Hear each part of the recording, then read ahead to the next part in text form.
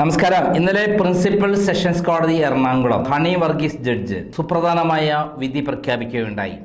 അതിൽ ഏറ്റവും പ്രധാനപ്പെട്ട കാര്യം ദിലീപ്, 8ാം പ്രതിയായ ദിലീപിനെ ആ കേസിൽ നിന്ന് ഒഴിവാക്കി എന്നുള്ളതാണ്.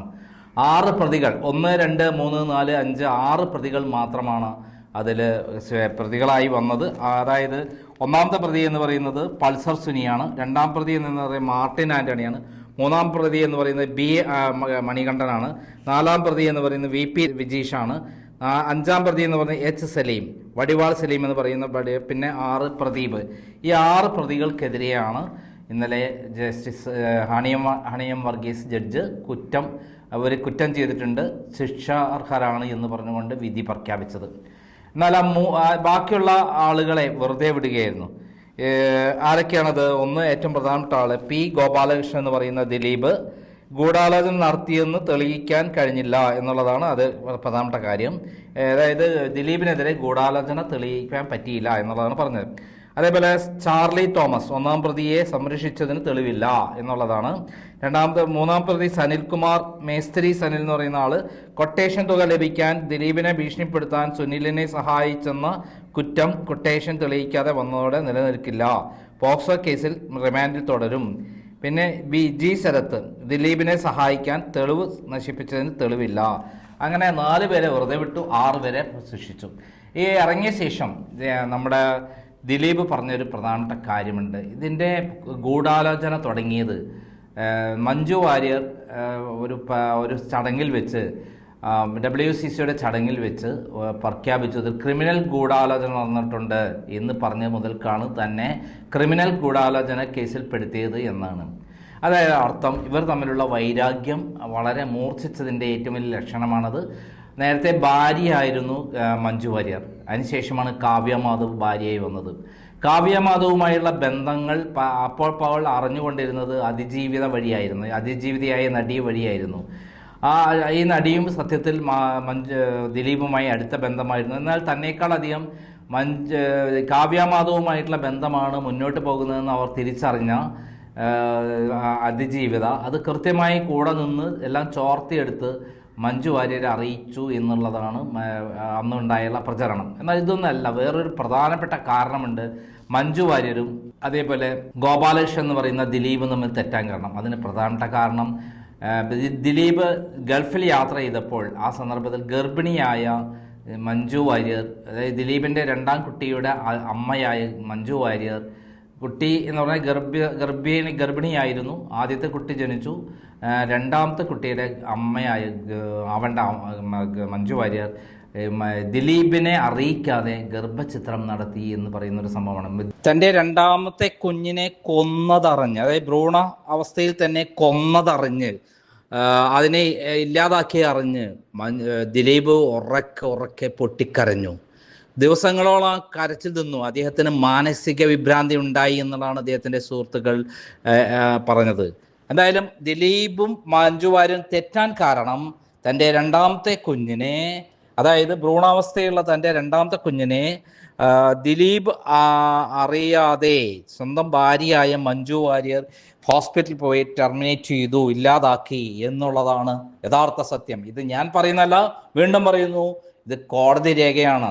ദിലീപ് 2ാമതൊരു കുട്ടീനെ ആഗ്രഹിച്ചു, ഒരു ആൺകുട്ടി വേണമെന്ന് വളരെ ആഗ്രഹിച്ചിരുന്നു. മഞ്ജു വാര്യരിൽ ഒരു ആൺകുട്ടി ജനിക്കുക എന്നുള്ളത് വലിയ സ്വപ്നമായിരുന്നു. ആ സന്ദർഭത്തിലാണ് മഞ്ജു വാര്യർ ദിലീപിനെ അറിയിക്കാതെ സ്വന്തമായി ഗർഭചിത്രം നടത്തിയത്. സ്വാഭാവികമായിട്ട് ഭർത്താവിൻ്റെ അനുമതിയോടുകൂടി മാത്രമേ ഇത്തരം ഗർഭചിത്രം നടത്താൻ പാടുള്ളൂ എന്ന് നിയമമുണ്ട്. മാത്രമല്ല ഹോസ്പിറ്റലിൽ പോയി ഒപ്പിട്ട് കൊടുക്കണം. എന്നാൽ മഞ്ജു വാര്യർ ആരും അറിയാതെ പോയിട്ട് ഈ ഗർഭചിത്രം നടത്തിയത് കൂടി അതിൽ ഭയങ്കരമായി അദ്ദേഹം മാനസികമായി തുറന്നു. ഇതോടുകൂടിയിട്ടാണ് ഇവർ തമ്മിലുള്ള വഴക്ക് ആരംഭിക്കുന്നത് എന്ന് നേരത്തെ ഇവർ തമ്മിലുള്ള ഡിവേഴ്സ് പെറ്റീഷനിൽ കൃത്യമായി ദിലീപ് ഡോക്യുമെൻ്റ് ഹാജരാക്കിയിരുന്നു. അത് മഞ്ജു വാര്യർ നിഷേധിച്ചതുമില്ല. ഇതിൻ്റെ രേഖകൾ നേരത്തെ ക്രൈം പ്രസിദ്ധീകരിച്ചു. ക്രൈമാണ് ഈ രേഖ ആദ്യമായി പുറത്തുവിട്ടത്. യഥാർത്ഥത്തിൽ ഇവർ തമ്മിലുള്ള പ്രശ്നം അവിടെ നിന്ന് ആരംഭിക്കുന്നത്. നമുക്കറിയാം, മഞ്ജു വാര്യർ നേരത്തെ ഒരു കല്യാണം കഴിക്കാൻ റെഡിയായി നിൽക്കുമ്പോഴാണ്, ഒരു വീട്ടിൽ അസുഖമായി തൃശ്ശൂരിലെ ഒരു വീട്ടിൽ നിൽക്കുമ്പോഴാണ് ആ സന്ദർഭത്തിൽ ഫോണിലൂടെ നിരന്തരമായി ബന്ധപ്പെട്ട് മഞ്ജു വാര്യരും ദിലീപും തമ്മിൽ ഭയങ്കര അടുത്ത ബന്ധമുണ്ടാകുന്നത്. അവസാനം മഞ്ജു വാര്യരും ഇവർ തമ്മിൽ ഭയങ്കര പ്രണയം കൊണ്ട് അവിടെ നിന്ന് ചാടിപ്പോരുന്നു, ഈ ദിലീപിൻ്റെ കൂടെ ചാടിപ്പോരുന്നു, ഇവർ തമ്മിൽ വിവാഹിതരാകുന്നു. നേരത്തെ നമുക്കറിയാം മഞ്ജു വാര്യർ മുമ്പ് ഒരു ഓട്ടോറിക്ഷ ഡ്രൈവറെ കൂടെ ഒളിച്ചോടിപ്പോയത്, മുമ്പ് ഒരു സിനിമയുടെ സെറ്റിൽ വെച്ച് ഒരാളുടെ കൂടെ ഒളിച്ചോടിപ്പോയത്, അങ്ങനെ ഉള്ള പല സംഭവങ്ങൾ നമ്മളെ മുന്നിലുണ്ട്. വളരെ സെൻസിറ്റീവായിട്ടുള്ള ഒരു കുട്ടിയാണ് മഞ്ജു വാര്യർ. മഞ്ജു വാര്യർ എന്ന് പറഞ്ഞാൽ നമ്മൾ കേരളം കൊണ്ടുള്ള ഏറ്റവും നല്ല നടിയാണ്, നമ്മളെല്ലാവരും ബഹുമാനിക്കുന്ന ക്യാരക്ടറാണ്. മലയാളത്തിൽ അതുപോലൊരു നടി ഉണ്ടായിട്ടില്ല. വളരെ റിയലിസ്റ്റിക്കായി ഏത് വേഷങ്ങളും ജീവിക്കുന്നതായി തോന്നിക്കുന്ന രൂപത്തിൽ അഭിനയിക്കുന്ന ഒരാളാണ് മഞ്ജു വാര്യർ. മഞ്ജു വാര്യരോടുള്ള ബഹുമാനം നമുക്കതാണ്. ഒരു കലാകാരി എന്ന നിലയിൽ മഞ്ജു വാര്യർ വളരെ വളരെ മുന്നിലാണ്, എല്ലാവരും മുന്നിലാണ്. അതിന് തൊട്ടടുത്തെത്താൻ മറ്റു നടികൾക്കൊന്നും എത്തില്ല. ഈ മലയാള സിനിമയിലെ നടന്മാരിൽ ചിലർക്കല്ലാതെ മറ്റുള്ളവർക്ക് ആർക്കും അവരുടെ അഭിനയത്തിന് മുന്നിൽ എത്താൻ പറ്റില്ല. അങ്ങനെയുള്ള മഞ്ജു വാര്യർ വളരെ സെൻസിറ്റീവായൊരു, അതായത് സ്നേഹം എന്നൊക്കെ പറഞ്ഞ് ഭയങ്കര ആഗ്രഹമുള്ള കാര്യമാണ്. അവരുടെ മനസ്സിനുള്ളിൽ പൂർത്തീകരിക്കാത്ത സ്വപ്നങ്ങളാണുള്ളത്. അങ്ങനെയാണ് ദിലീപുമായിട്ട് ഭയങ്കര ബന്ധമുണ്ടായത്. പിന്നീട് ദിലീപ് വിദേശത്തേക്ക് പോയ സന്ദർഭത്തിൽ രണ്ടാമത്തെ ഗർഭിണിയാവാൻ അവർക്ക് തീരെ താല്പര്യമുണ്ടായിരുന്നില്ല. കുട്ടിയെ പ്രസവിക്കാൻ അവർക്ക് താല്പര്യമുണ്ടായിരുന്നു. എന്നാൽ ദിലീപിന് വലിയ ആഗ്രഹമുണ്ടായിരുന്നു രണ്ടാമത്തെ കുട്ടി വേണമെന്നുള്ളത്. അങ്ങനെയാണ് അവർ തമ്മിൽ തെറ്റുന്നത്. യഥാർത്ഥ വസ്തുത ഇതാണ്. ഇത് നിഷേധിക്കാൻ മഞ്ജു വാര്യർ കഴിയില്ല എന്നാണ് ഇത് കോടതിയിലെ ഫാമിലി കോർട്ടിലെ രേഖയാണ്, എൻ്റെ കൈവശമുണ്ട്. മഞ്ജു വാര്യർ നിഷേധിക്കുകയാണെങ്കിൽ ആ രേഖ ഞാൻ നേരത്തെ പുറത്തുവിട്ടുള്ളതാണ്. ഇതാണ് ഇവർ തമ്മിലുള്ള യഥാർത്ഥ തെറ്റാനുള്ള കാരണം, ഇവർ തമ്മിൽ മാനസികമായി അകലാനുള്ള കാരണം. പിന്നീടാണ് കാവ്യാമാധവുമായിട്ടുള്ള ബന്ധങ്ങൾ ആരംഭിക്കുന്നത്. കാവ്യാമാധവുമായിട്ടുള്ള മുമ്പ് സത്യം പറഞ്ഞാൽ ഈ അതിജീവിതയുമായിട്ട് ഭയങ്കര അടുത്ത ബന്ധമായിരുന്നു. ഈ അതിജീവിതയുള്ള സമയത്താണ് കാവ്യാമാധവുമായിട്ട് അടുത്ത ബന്ധം വരുന്നത്. പിന്നീട് കാവ്യാമാധവും ദിലീപുമായിട്ട് വളരെ അടുത്ത ബന്ധമുണ്ടായി. അത് അവസാനം കല്യാണത്തിലെത്തിച്ചു. കാരണം ഈ അതിജീവിത ആ സന്ദർഭങ്ങളിൽ ഓരോ ഘട്ടങ്ങളിലായി വിവരങ്ങൾ കൊടുത്ത് ഈ കാര്യങ്ങൾ അറിയിക്കുകയും മഞ്ജു വാര്യർക്ക് മാനസികമായി തകരാറുണ്ടാകുകയും ഒരു ലെവലെത്തിയപ്പോൾ അവർ പൊട്ടിത്തെറിയിലേക്ക് കടക്കുകയും അങ്ങനെ അവരുടെ കുടുംബജീവിതം പൂർണ്ണമായി തകരാറിലാകുകയും അങ്ങനെ മഞ്ജു വാര്യർ വീട് വിട്ടൊഴിയുകയും അവസാനം ദിലീപ് കാവ്യമാധവനെ കല്യാണം കഴിക്കുകയും ചെയ്തു എന്നുള്ളതാണ് ചരിത്രം. എന്തായാലും ഇവിടെ ഉണ്ടായിട്ടുള്ള സംഭവം എന്ന് പറയുന്നത്, ദിലീപ് ഉണ്ടായിട്ടുള്ള വിധിയിൽ എന്താ പറയുന്നത്, ഈ ദിലീപിനെതിരെ യാതൊരു തെളിവും കണ്ടെത്താൻ കഴിഞ്ഞില്ല. അത് ഗൂഢാലോചന ഇല്ല എന്നല്ല പറഞ്ഞ കോടതി, ഗൂഢാലോചനയൊക്കെ ഉണ്ടായിട്ടുണ്ട്. പക്ഷേ അതിൽ മറ്റൊരു വശം അവിടെ തെളിയിക്കാൻ കഴിഞ്ഞില്ല എന്നുള്ളതാണ് പ്രിൻസിപ്പൽ ജഡ്ജ് ഹണി വർഗീസിൻ്റെ വിധിയിൽ പറയുന്നത്. എന്തായാലും ഇവിടെ ഇപ്പോൾ 6 പ്രതികൾ കുറ്റം ചെയ്തതായിട്ട് കാണുന്നുണ്ട്. ആ 6 പ്രതികൾക്കെതിരെ ശക്തമായ വിധികൾ ഉണ്ടാകുമെന്ന് തന്നെ വിശ്വസിക്കാം. പക്ഷേ ഗവൺമെൻറ് അപ്പീൽ പോകുന്നതെന്ന് പറയുന്നതൊക്കെ ഒരു വെറും സ്റ്റണ്ടാണ്. ഇതിൽ പി ശശിയുടെ ഏറ്റവും അടുത്ത സുഹൃത്തായ ഒരാളാണ് സന്ധ്യ എന്ന് പറയുന്നത്. മുമ്പ് കോട്ടയം റെയിൽവേ സ്റ്റേഷനിൽ പോലും ഒരു ഓഫീസർ, അന്ന് അവിടുത്തെ SP ആയിരുന്ന ഘട്ടത്തിൽ പി ശശി തിരുവനന്തപുരത്ത് ട്രെയിനിൽ വരുമ്പോൾ പോലും ഭക്ഷണം എത്തിച്ചു കൊടുത്ത ഒരാളാണ്. സ്വന്തം പാചകം ചെയ്ത് ഭക്ഷണം എത്തിച്ചു കൊടുത്ത് യാത്ര ചെയ്ത ചരിത്രമൊക്കെ പോലീസ് സേനയിൽ എല്ലാവർക്കും അറിയാവുന്ന ഒരു കാര്യമാണ്. അത് തെറ്റായിട്ടുള്ള കാര്യമാണോ അല്ലെന്ന് നമുക്കറിയില്ല.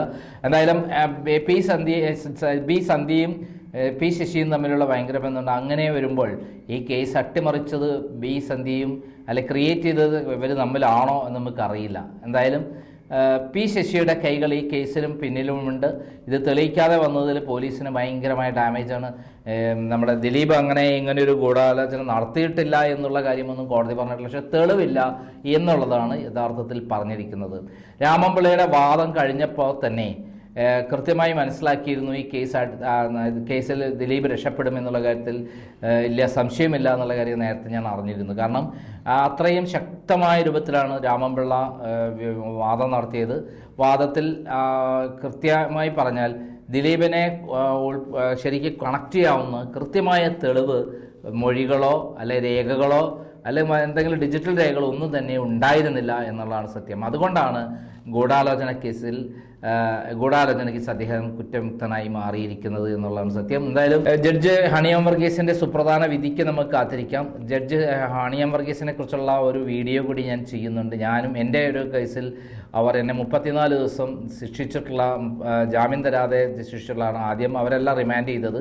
പിന്നീട് ജാമ്യ ഹർജി പരിഗണിച്ചപ്പോൾ വ്യക്തമായ തെളിവുകൾ എനിക്ക് അനുകൂലമുണ്ടായിട്ടും എനിക്ക് എതിരെ പരാതി കൊടുത്തവരുടെ ഓഡിയോ സംഭാഷണം ഉണ്ടായിട്ട് പോലും അത് എനിക്കെതിരെ പരാതി കൊടുത്ത ആ ലേഡിയുടെ ശബ്ദമാണെന്ന് അവർ പറഞ്ഞതാണെന്ന് കൃത്യമായി അവർ തന്നെ അഡ്മിറ്റ് ചെയ്തിട്ടും എന്ത് ചെയ്തു, അതിലെ രേഖകൾ പ്രകാരം എനിക്ക് ജാമ്യം തരാനൊന്നും തയ്യാറാവാത്ത ഒരാളാണ് ജഡ്ജ് ഹണിയം വർഗീസ്. അന്ന് മന്ത്രി വീണ ജോർജ് വരികയും അവിടെ എന്തോ ഒരു ഫംഗ്ഷനിൽ പങ്കെടുക്കുകയും ചെയ്തൊരു കാലഘട്ടത്തിലായിരുന്നു. അവരൊരു എം വർഗീസ് എന്ന് പറയുന്ന തൃശ്ശൂരിലെ ജില്ലാ സെക്രട്ടറി, CPM ജില്ലാ സെക്രട്ടറിയുടെ മകളാണ് അവർ. പക്ഷേ എൻ്റെ അറിവിലും വിവരത്തിൽ അവർ സത്യസന്ധയാണ് എന്നുള്ളതാണ്. ആരുടെ സ്വാധീനത്തിലും വഴങ്ങാത്ത ഒരാളാണ്. എന്നോട് ചില ശരിയല്ലാത്ത കാര്യങ്ങളാണ്, ശരിയല്ലാത്ത രൂപത്തിലാണ് വിധി പ്രഖ്യാപിച്ചത് എന്ന് ഞാൻ വിശ്വസിക്കുന്നു. ഹൈക്കോടതി എൻ്റെ പേരിൽ ഒരു തെറ്റുമില്ല, ഒരു തെളിവുമില്ല എന്ന് പിന്നീട് വിധിക്കേണ്ടേ. അങ്ങനെയാണ് എനിക്ക് ജാമ്യം തന്നത്. ഹൈക്കോടതി പറഞ്ഞത് എനിക്കെതിരെ യാതൊരു തെളിവുമില്ലാതെയാണ് കേസ് എടുത്തിരിക്കുന്നത് എന്നുള്ളതാണ് ഹൈക്കോടതി പറഞ്ഞിരിക്കുന്നത്. എന്തായാലും ഇപ്പോൾ എല്ലാവരും പറയുന്ന പോലെ ദിലീപും മഞ്ജു വാര്യരും തമ്മിലുള്ള തർക്കത്തിന് കാരണമെന്ത്?